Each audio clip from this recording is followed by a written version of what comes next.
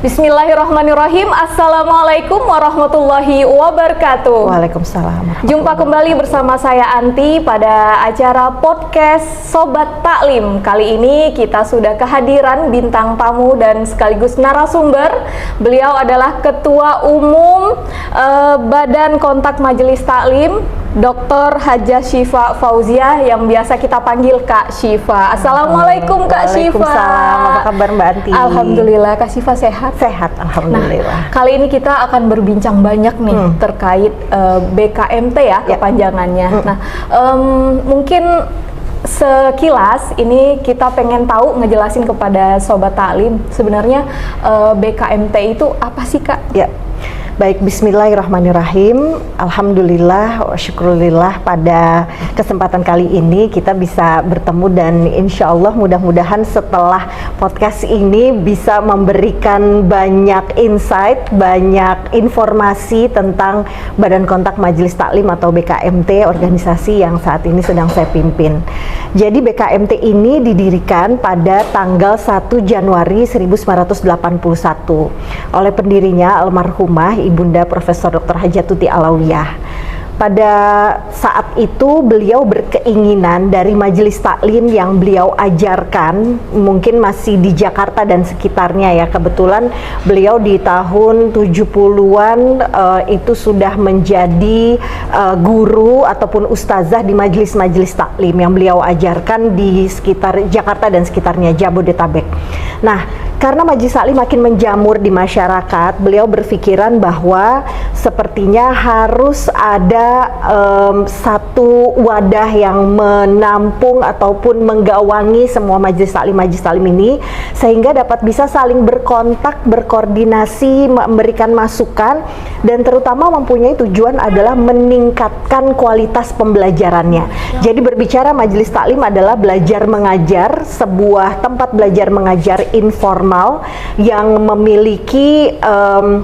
memiliki kemampuan untuk mengumpulkan tidak hanya ibu-ibu pasti. Baik. Kalau majelis taklim bisa jadi bapak-bapak juga gitu ya. Jadi muslimin dan muslimah untuk dapat bisa belajar dan mendalami Quran, hadis, adab, akhlak, ilmu-ilmu yang memang biasa kita dapatkan di sekolah-sekolah informal misalnya. Nah, ini majelis taklim ini menjadi satu tempat untuk dapat bisa belajar dan juga para guru-guru untuk mengajar. Nah, pada saat itu ibu saya juga berpikir nih, kita harus meningkatkan nih peranannya. Jadi Bu Tuti Alawiyah berpikir peranan dari majelis taklim yang jumlahnya banyak tersebut harus bisa naik tingkat, tidak hanya menjadi tempat belajar mengajar tapi juga luas peranannya. Jadi berbicara tidak hanya tentang dakwah dan pendidikan, tapi juga berkepedulian sosial, juga meningkatkan kesadaran masyarakat tentang kesehatan, dan bagaimana bisa menjadi mitra bagi pemerintah untuk solusi-solusi permasalahan bangsa. Nah, itulah yang akhirnya menjadi dasar untuk pembentukan BKMT di tahun 81.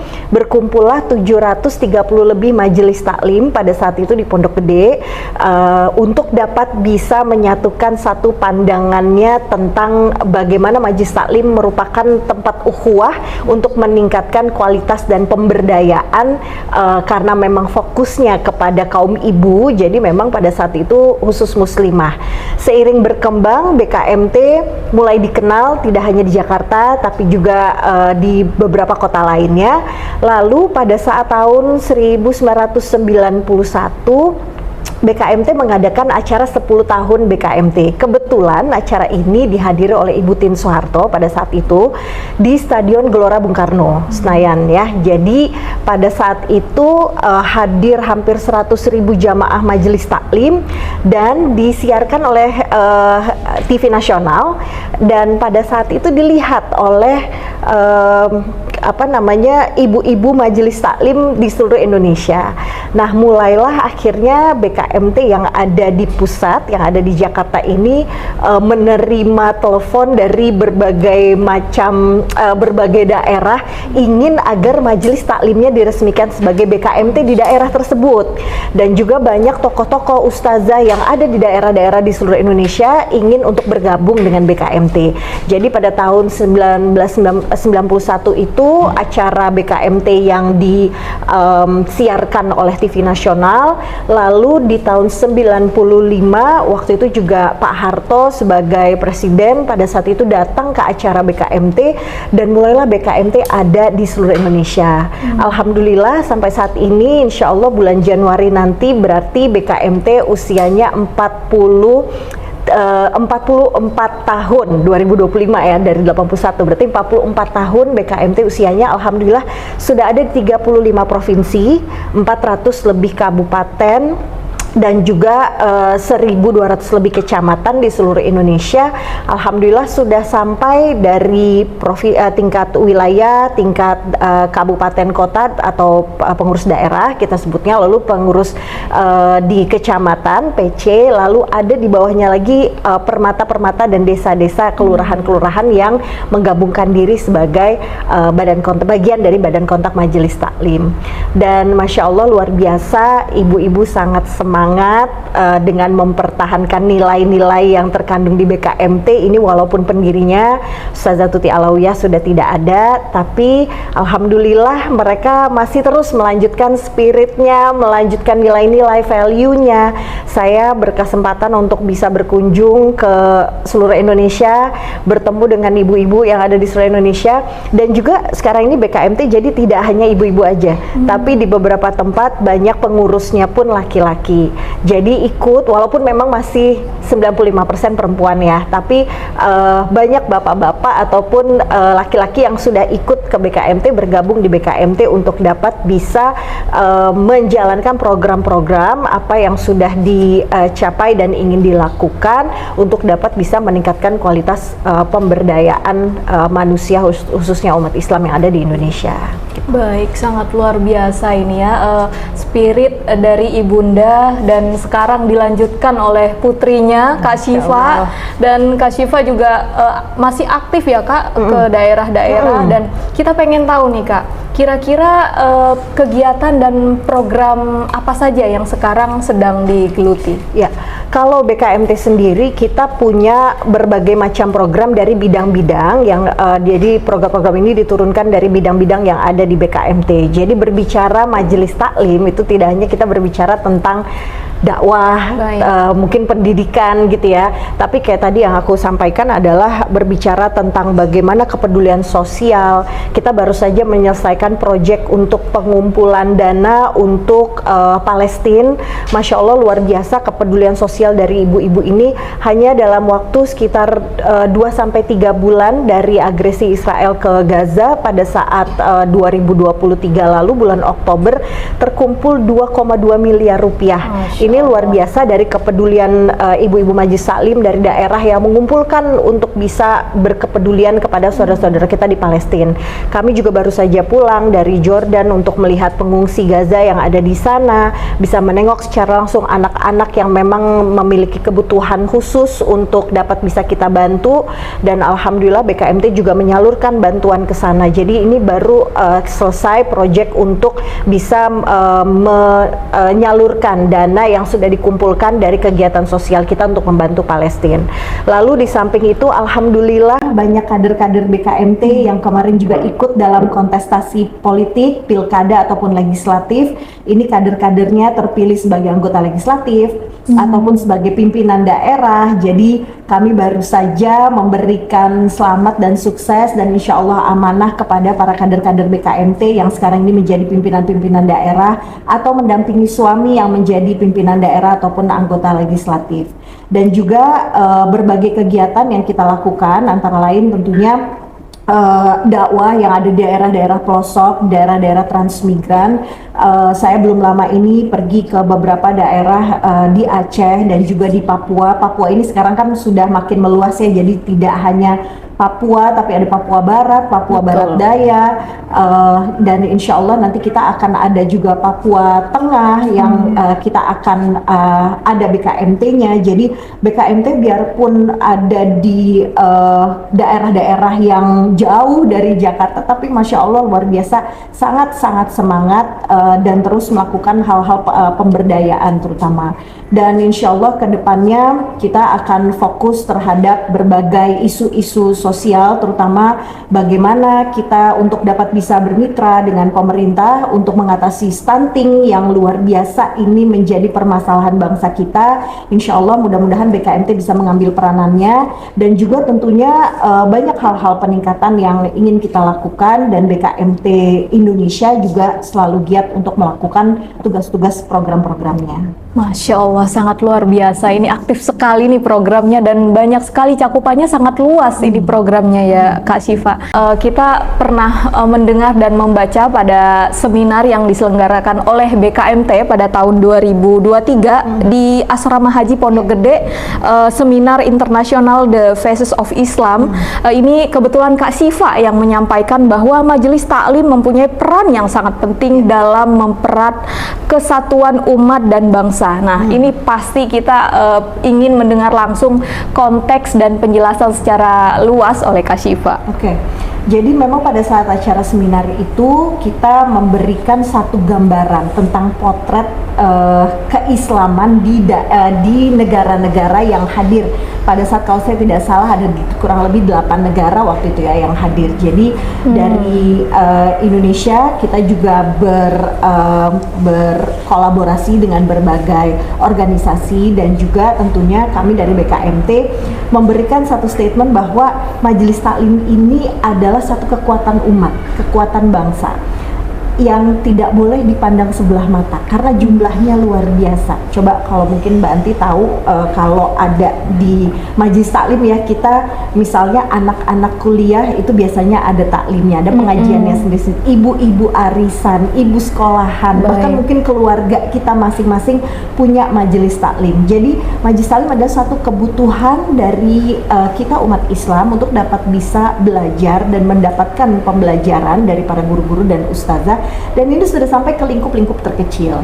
Nah, kami yang ada di BKMT ini sebagai organisasi yang berbasis Majelis Taklim tentunya mengharapkan agar Majelis Taklim ini menjadi satu suara yang dapat bisa memberikan kekuatan untuk umat dan bangsa, karena anggotanya ini sangat banyak, ibu-ibu ataupun muslimin dan muslimah masyarakat Indonesia yang ada, yang muslim yang ada di Indonesia, pasti kita pernah terlibat ataupun ikut dalam pengajian ataupun majelis taklim. Dan ini satu hal yang tidak boleh kita pandang sebelah mata, karena tentunya di majelis taklim inilah kekuatan umat ini berasal.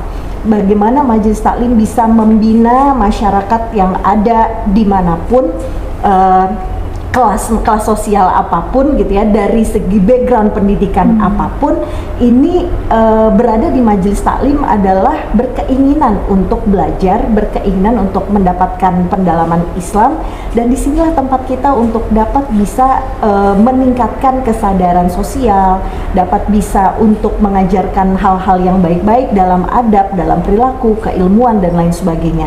Dan misalnya pun ada ustazah yang ada ustadz ataupun ustazah yang menjadi pengajar di majelis taklim tersebut, nah bisa jadi beliau juga akan menjadi murid di majelis taklim yang lain. Jadi ini adalah tempat untuk kita bisa mendapatkan berbagai macam wawasan, berbagai macam pandangan, dan juga tentunya bisa mengeluarkan satu sikap bersama. Dan ini yang saya rasa menjadi satu kekuatan umat, satu kekuatan bangsa yang tidak bisa disepelekan, karena berbagai elemen pasti punya majelis taklim dalam komunitas-komunitasnya tertentu. Dan alhamdulillah juga kami juga senang sekali dapat bisa menjadi mitra, dapat bisa menjadi penjembatan dari pemerintah dan juga berbagai instansi-instansi lainnya untuk dapat bisa melanjutkan hal-hal yang mungkin belum bisa dijembatani, untuk dapat bisa langsung bersentuhan ke masyarakat. Jadi ini aku rasa menjadi satu fungsi dan manfaat keberadaan majelis taklim yang ada di sekitar kita. Baik, Masya Allah, ini sangat luar biasa. Dari tadi saya mendengar ini sukses banget ya, Sobat Taklim. Nah, kita pengen tahu ya, setelah Kak Syifa menceritakan udah bergelut di BKMT ini, dan kita tentunya ingin mendengar pasti ini setiap sesuatu yang sukses itu nggak mungkin langsung sukses ya Kak Syifa, pasti ada tantangannya. Betul. Nah, kita ingin dengar nih Kak Syifa. jatuh bangunnya. Ya, Masya Allah. Jadi BKMT dipimpin oleh Ibu Tuti Alawiyah selama 35 tahun dan saya memimpin dari 2016. Insya Allah sekarang ini sedang di periode kedua, berarti sampai 2026. Dan tentunya punya pada masanya, pada zamannya punya tantangannya masing-masing dan punya hal yang menjadi fokus dan juga punya hal yang tentunya menjadi kelemahan yang harus bisa diatasi gitu ya.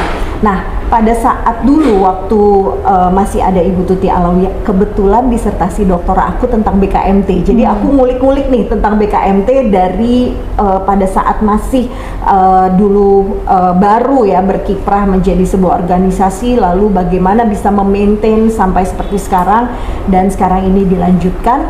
Nah, ini mempunyai struggle dan tantangannya masing-masing. Salah satunya adalah berada di BKMT ini memang ini biasanya ibu-ibunya lebih senior ya. Jadi kalau kita melihat dari BKMT sendiri ini 90% ini adalah di atas 45 tahun. Di atas 45 tahun. Dan juga jadi aku belum 45 tahun nih, berarti aku juga termasuk ke 10% yang minoritas berada di BKMT. Tetapi dari situ kita nggak ngelihat menjadi satu kelemahan. Cuma itu adalah sebuah tantangan. Bagaimana untuk bisa menciptakan program-program itu kan harus yang bisa inovatif, adaptif terhadap perkembangan zaman, terus juga harus aktif di lapangan gitu kan, karena pada saat berorganisasi ini udah bukan bermajelis taklim lagi. Kalau kita berorganisasi berarti kita mengeluarkan kontribusi kita, mengeluarkan apa yang menjadi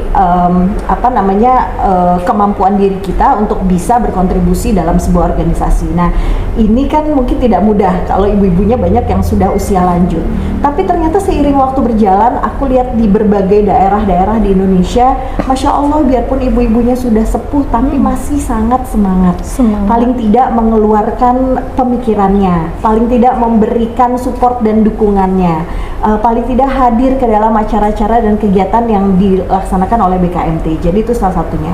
Yang kedua juga mungkin yang menjadi tantangan adalah adaptasi terhadap teknologi dan kemajuan zaman. Nah, ini kan mungkin menjadi tantangan juga bagi kita terutama perempuan ya, bagaimana dengan kemajuan teknologi, sosial media, lalu bagaimana kita bisa memfungsikannya untuk hal-hal yang baik-baik, yang lebih bagus gitu ya, karena kan seperti dua mata pisau gitu ya. Jadi bagaimana bisa menggunakan teknologi dalam keseharian kita. Nah, jadi supaya ibu-ibu apalagi yang sudah mungkin usianya sudah cukup lanjut ini nggak dianggap gaptek gitu loh, tetap bisa paham terhadap kemajuan teknologi dan kemajuan zaman. Nah, itu juga salah satu tantangannya. Nah, itu mungkin yang kita rasakan ya, dan kalau dulu mungkin Ibu Tuti Alawiyah ini mempunyai tantangan untuk bagaimana bisa menancapkan BKMT, mengkokohkan BKMT di seluruh Indonesia, dan sekarang ini kita bagaimana untuk bisa mempertahankan dan melanjutkan kepemimpinan tersebut. Itu salah satu tantangan terbesarnya. Baik, oke. Kalau tadi Kak Syifa berbicara soal tantangan terkait inovasi program, inovasi menjawab tantangan zaman. Nah, kita ingin tahu nih Kak, ada nggak sih kira-kira kita kan di Indonesia beragam ya Kak, umat beragama. Banyak latar belakang dari umat beragama itu sendiri, bahkan di Islam sendiri banyak aliran-aliran gitu. Nah, ini terkait kerukunan umat beragama. Ada nggak sih Kak pernah mengalami mungkin tantangan tersendiri? Justru alhamdulillahnya di berbagai daerah BKMT ini sangat aktif dalam forum-forum kerukunan antar agama, terutama mereka yang tinggal di daerah-daerah minoritas. Saya belum lama diundang untuk melantik BKMT yang ada di Sulawesi Utara, di mana Islam juga sebagai minoritas di Sulawesi Utara. Nah, jadi pada saat landing di Manado itu, lalu kita jalan 3 jam menuju kota Mobagu. Masya Allah, luar biasa, sudah menunggu 20.000 jamaah BKMT yang ada di kota Mobagu untuk menyaksikan pelantikan dari Ketua BKMT Sulawesi Utara. Dan waktu itu dihadiri oleh wakil gubernurnya yang non-muslim, dan beliau sangat mensupport kegiatan BKMT karena dapat bisa memberikan satu gambaran di di Provinsi Sulawesi Utara yang memang Islam sebagai minoritas gitu ya. Jadi disupport oleh pimpinan daerahnya yang non Muslim. Lalu saya baru pulang lagi nih dari NTT, baru beberapa hari pulang dari NTT, dan itu juga Islamnya sebagai minoritas. Tapi Masya Allah luar biasa, BKMT ikut dalam forum-forum kerukunan antar umat beragama, dan juga pimpinan daerahnya juga hadir mensupport kegiatan BKMT, dan merasa bahwa kehadiran BKMT ini justru memberikan motivasi untuk bisa dapat berpikiran yang lebih terbuka, dan juga bagaimana kegiatan-kegiatan ini justru bisa memberikan ruang untuk kerukunan antar umat beragama ini dapat bisa terrealisasi gitu. Jadi banyak kegiatan-kegiatan yang justru saling terkait gitu ya, dan juga BKMT ini menjadi penyupport untuk forum-forum kerukunan antar agama yang ada di daerah-daerah, bahkan daerah yang minoritas. Jadi alhamdulillah, sepengetahuan saya, alhamdulillah dalam memimpin BKMT selama beberapa lama ini, justru kehadiran BKMT ini menjadi warna tersendiri untuk daerah-daerah yang memang Islamnya sebagai minoritas di beberapa kota di Indonesia. Baik Kak Syifa, ini BKMT adalah pionir organisasi Majelis Taklim. Nah, di Kementerian Agama sendiri memiliki Pokja, kelompok kerja Majelis Taklim, yang didirikan pada tahun 2023. Nah, ini juga berkaitan erat ya dengan Kak Syifa sebagai Ketua Umum BKMT. Nah, menurut Kak Syifa, program yang mungkin bisa disinergikan dengan Pokja Majelis Taklim Kementerian Agama ini apa? Ya. Jadi keberadaan Pokja ini insya Allah dapat menyatukan berbagai pikiran dan pandangan dari berbagai organisasi yang berkaitan dengan Majelis Taklim, dan insya Allah mudah-mudahan apa yang dilakukan oleh Pokja ini dapat memberikan manfaat luas bagi keberadaan Majelis Taklim yang ada di seluruh Indonesia.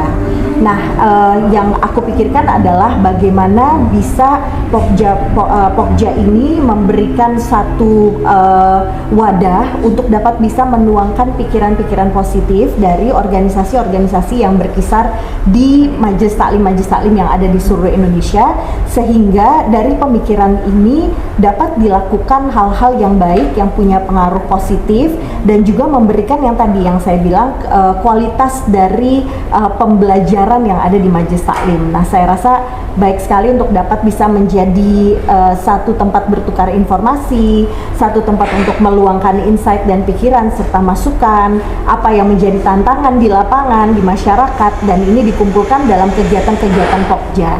Jadi insya Allah mudah-mudahan banyak outputnya, banyak manfaat dari apa yang dihasilkan, dan menjadi tempat untuk bisa meluangkan pemikiran-pemikiran dari organisasi-organisasi Majelis Taklim.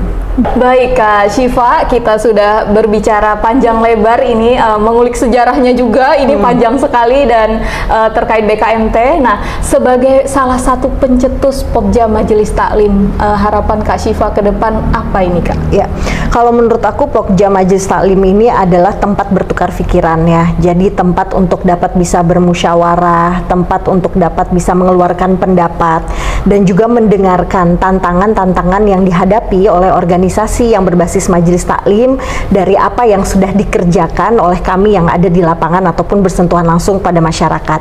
Di sini adalah tempat untuk kita dapat bisa saling memberikan masukan, dan mungkin apa yang menjadi tantangan ini bisa menjadi solusi yang dipikirkan bersama. Dan salah satunya adalah bagaimana juga peningkatan kualitas pembelajarannya. Jadi supaya Majelis Taklim ini bisa dapat meningkatkan kualitas pembelajarannya bagi masyarakat agar tidak monoton gitu ya, tetapi bisa beradaptasi dengan kepentingan masyarakat, beradaptasi dengan kemajuan zaman, dan bagaimana juga bisa meningkatkan pengetahuan pendidikan agama untuk masyarakat, tidak hanya bagi mereka yang hadir di Majelis Taklim tapi juga untuk keluarganya. Nah, ini kan kalau kita berbicara Majelis Taklim mungkin di situ terlihatnya hanya ibu-ibu saja gitu ya. Tetapi paling tidak dari ibu ibu-ibu ini bisa menjadi tempat belajar untuk ke masyarakat, diawali dari keluarganya. Dan saya rasa dengan kehadirannya Pokja ini, insya Allah mudah-mudahan dapat bisa memberikan banyak masukan, dan kami pun yang ada di Pokja ini juga bisa memberikan banyak apa ya yang kita dapat gitu ya, pengalaman-pengalaman yang kita dapat di lapangan, di masyarakat, untuk dapat bisa diteruskan menjadi kebijakan-kebijakan yang positif, kebijakan-kebijakan yang bermanfaat dan langsung bersentuhan dengan masyarakat. Jadi insya Allah harapan kedepannya adalah Pokja ini terus menjadi tempat ruang untuk dapat bisa berpikir, untuk dapat bisa mengeluarkan pendapat, untuk dapat bisa menjadi penjembatan sebagai mitra dari organisasi dengan tentunya pemerintah atau pimpinan daerah. Ini sangat penting sekali untuk Majelis Taklim dapat bisa berkembang, dapat bisa melakukan berbagai tugasnya dan program-programnya, dan insya Allah terus menjadi tempat pemberdayaan untuk masyarakat. Masya Allah, amin ya. Ini cita-cita dan harapan yang sangat powerful, dan Sobat Taklim jangan lupa didoain semoga semua yang kita harapkan menjadi kenyataan ya Kak. Amin, insya Allah. Baik Sobat Taklim, kita akhiri podcast ini dan sampai jumpa pada episode selanjutnya. Wassalamualaikum warahmatullahi wabarakatuh.